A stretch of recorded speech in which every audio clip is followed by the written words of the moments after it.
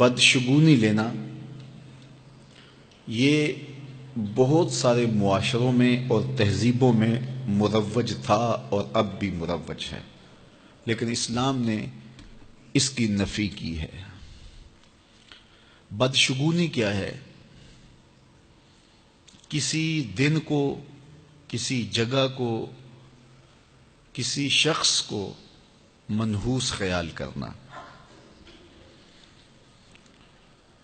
بعض لوگ جانوروں کے بولنے سے بدشگونی لیتے ہیں کہ الو بول پڑا ہے تو یہ کام ہم نے نہیں کرنا، بلی نے راستہ کاٹ دیا ہے تو یہ کام ہم نے نہیں کرنا۔ اسی طرح بعض اشخاص کو منحوس خیال کیا جاتا ہے کہ بعض لوگ منحوس ہیں۔ عموماً بعض خاندانوں کے اندر کسی عورت کو منحوس خیال کر لیا جاتا ہے اور پورے خاندان کے لوگ اس کے بارے میں یہ رائے قائم کر لیتے ہیں کہ یہ منحوسہ ہے، اور یہ اگر صبح صبح اس سے ملاقات ہو گئی تو پھر سارا دن خراب گزرے گا۔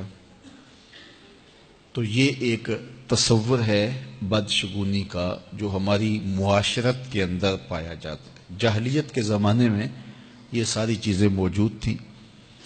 آقا کریم علیہ السلام تشریف لائے تو آقا کریم علیہ السلام نے ان ساری چیزوں کی نفی کی اور اللہ پر توکل کرنا، اللہ پر بھروسہ کرنا سکھایا۔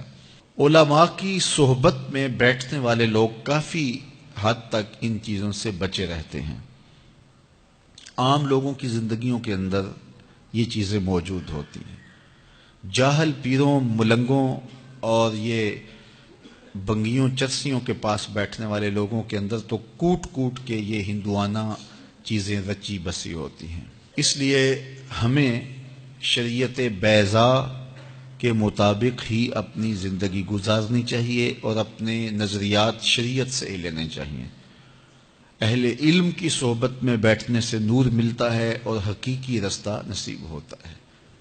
تو کسی کو منحوس قرار دے دینا یہ ہماری اپنی اختراع ہوتی ہے، ہمارا اپنا وسوسہ باطن ہوتا ہے۔ حضور نے ارشاد فرمایا ایک تو متعدی مرض نہیں ہے کہ اگر میں اس کے پاس بیٹھا تو یہ مرض مجھے اس سے لگ جائے گی۔ دوسری بات ارشاد فرمائی ولا حامتا، الو کا بولنا کوئی معنی نہیں رکھتا، اس کی آواز کوئی معنی نہیں رکھتی۔ تیسری بات فرمائی اور نہ ہی ستاروں کی کوئی تاثیر ہے کہ فلاں ستارے کا یہ اثر ہے۔ اقبال کہتا ہے یہ ستارے میری قسمت پر کیسے اثر انداز ہوں گے جو خود افلاک میں زار و زبوں گھوم رہے ہیں۔ وہ بعض کہتے ہیں ہاتھ کی لکیریں کام کرتی ہیں، جی یہ تیری ہاتھ میں فلاں چیز کی لکیر ہی نہیں ہے، فلاں کی لکیر ہی۔ وہ بیٹھے ہوتے ہیں نا فٹ پاتھ کے اوپر پروفیسر بابا جو قسمت کا حال بتاتے ہیں اور 10 روپے لیتے ہیں، تو وہ بتا رہے ہوتے ہیں تیری قسمت میں یہ ہے، تیری قسمت میں یہ ہے، تیری قسمت میں یہ ہے۔ وہ کسی نے کہا قسمت تو ان کی بھی ہوتی ہے جن کے ہاتھ بھی نہیں ہوتے۔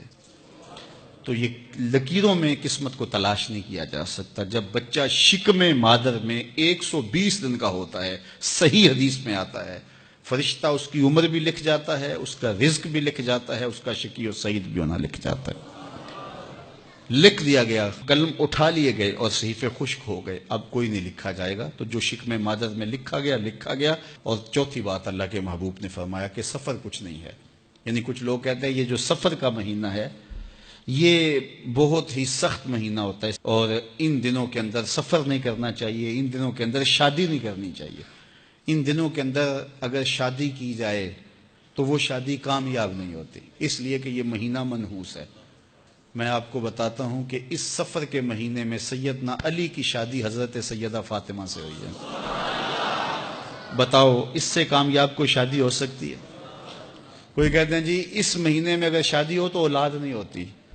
حضرت علی اور سیدہ فاطمہ کی شادی ہوئی ہے، حسن اور حسین پیدا ہوئے ہیں، ایسے کوئی بیٹے تو لاؤ زمانے میں۔